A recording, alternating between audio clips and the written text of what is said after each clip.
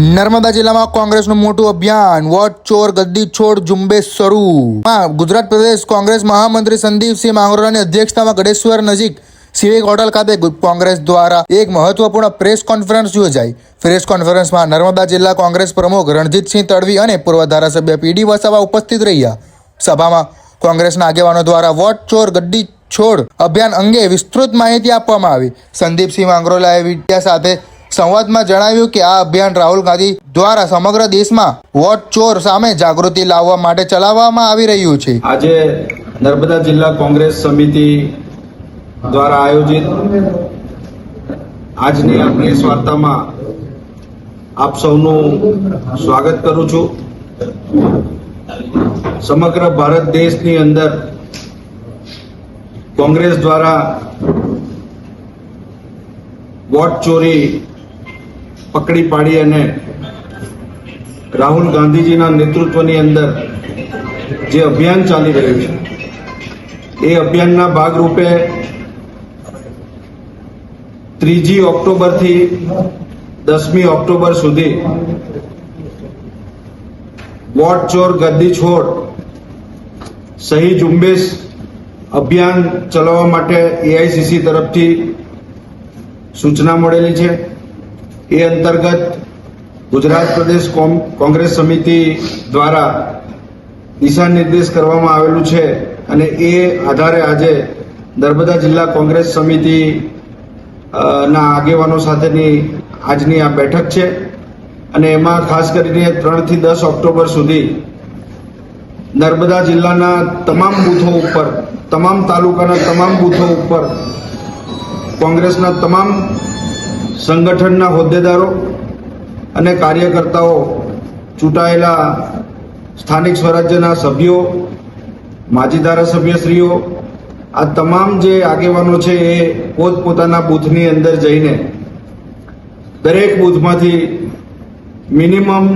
100 થી વધારે મતદારોની સહી કરાવી અને વોટ ચોર ગદ્દી છોડનો જે નારો છે એને બુલંદ કરવા માટેનો પ્રયત્ન કરવાના છે। ખાસ કરીને દેશની અંદર જેટલી પણ ચૂંટણીઓ થઈ છે એ ચૂંટણી દરમિયાન પરિણામો આવે ત્યારે લોકોને એક આશંકા દેખાતી હતી કે લોકોએ મત નથી આપ્યા છતાં પણ ભારતીય જનતા પાર્ટી કેવી રીતે ચૂંટણી જીતી જાય છે અને આ જ વાતને પકડીને કર્ણાટકની અંદર બેંગ્લોર સીટ ઉપર જે મતદાર યાદી છે એ મતદાર યાદીની ચકાસણીઓ કરાવીને જે ભૂતિયા મતદારો છે, જે અલગ અલગ નામથી, ખોટા નામોથી મતદાર યાદીમાં એનો સમાવેશ થયેલો છે, એવા લાખોની સંખ્યામાં મતદારોને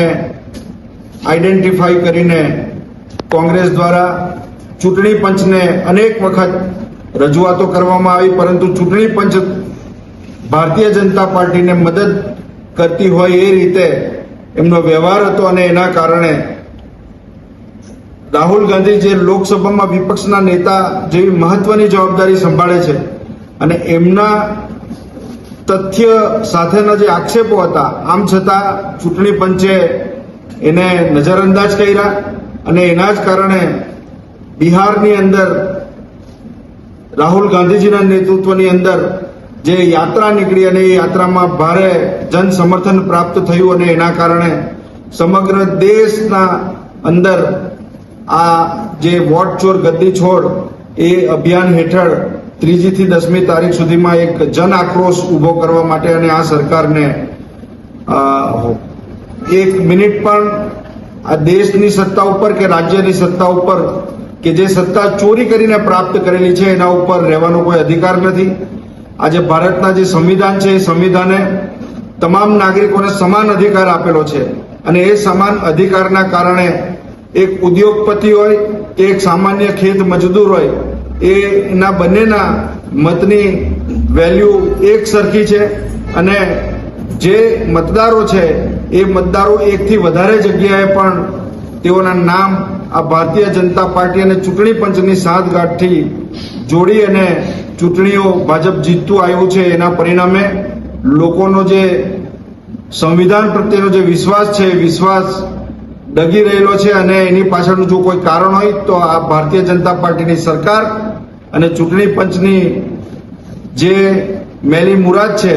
એના કારણે આ પરિસ્થિતિનું નિર્માણ થયેલું છે. ત્યારે આવનારા દિવસોની અંદર કોંગ્રેસ દ્વારા સમગ્ર આ 8 દિવસના જન અભિયાનની અંદર ગામડે ગામડે જઈને એક એક બૂથની અંદર 100 થી પણ વધારે લોકોનો સહી કરાવીને વિરોધ દર્જ કરવામાં આવશે. સમગ્ર દેશમાંથી લગભગ 5 કરોડથી પણ વધારે સહીઓ સાથેનું આ મેમોરેન્ડમ એ ચૂંટણી પંચ અને સરકારની અંદર આપવાનું કોંગ્રેસે નક્કી કરેલું છે. તેઓએ કહ્યું કે નર્મદા જિલ્લાના દરેક તાલુકામાં 3 ઓક્ટોબરથી 10 ઓક્ટોબર સુધી દરેક બૂથ પર 100 થી વધુ લોકોએ સહી મેળવવાનું આયોજન કરવામાં આવ્યું છે. અભિયાન અંતર્ગત કોંગ્રેસ કાર્યકર્તાઓ સ્થાનિક લોકો સાથે મુલાકાત કરશે અને સહી દ્વારા લોકોને જોડશે, જેથી વોટ ચોરી સામે જનજાગૃતિ ફેલાવવામાં આવે. સંદીપસિંહ માંગરોલા મુજબ આ અભિયાનનો મુખ્ય ઉદ્દેશ લોકો સુધી રાહુલ ગાંધી દ્વારા શરૂ કરાયેલા હવાડો અભિયાન પહોંચાડવાનો છે. તંત્રના મર્યાદાઓને સુનિશ્ચિત કરવું છે. કોંગ્રેસ આગેવાનો